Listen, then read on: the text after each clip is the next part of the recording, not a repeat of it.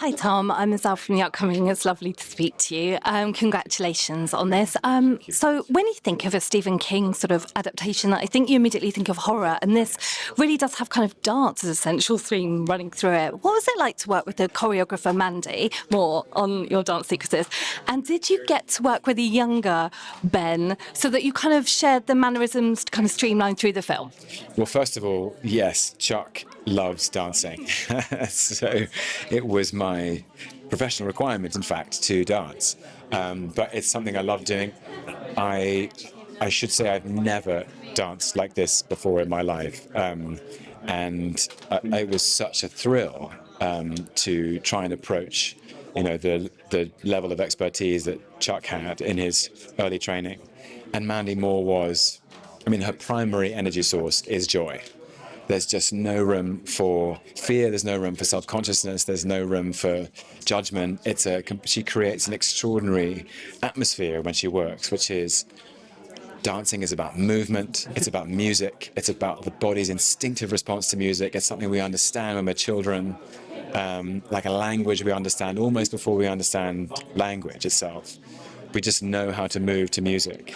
And so she encouraged a real atmosphere of freedom and vitality, and also she worked with a brilliant choreographer who's based in London, because she was in Los Angeles initially, called Powell, who was extraordinarily kind and patient with me in essentially teaching me the basic steps of jazz, swing, cha-cha, the bossa nova, the polka, the Charleston.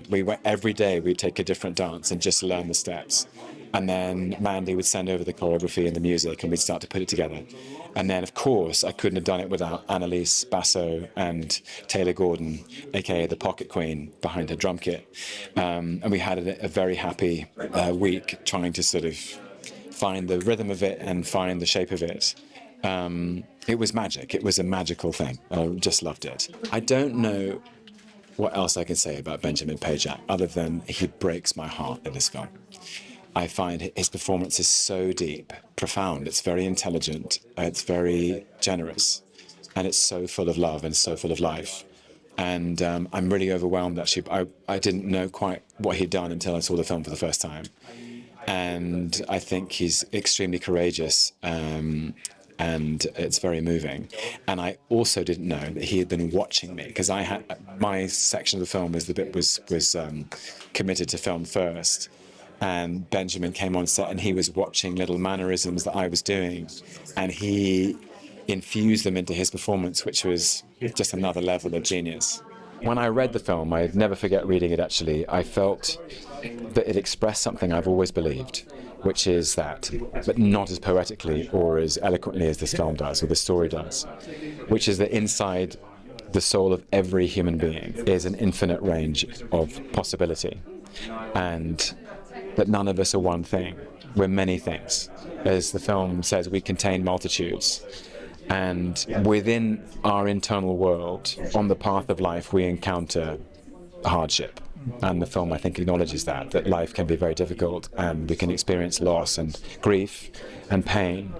But there is also, and those things are real, but alongside those experiences are joy and love. The joy we carry in our heart is the love we shared with the people who raised us, and also the things we love to do, and for Chuck, it's dancing, and for others it might be painting or playing the piano or writing or running, but that actually joy is an experience between us we can make, and that it is transformative, and those moments in life, those experiences become the things we remember at the end, the things that make life worth living.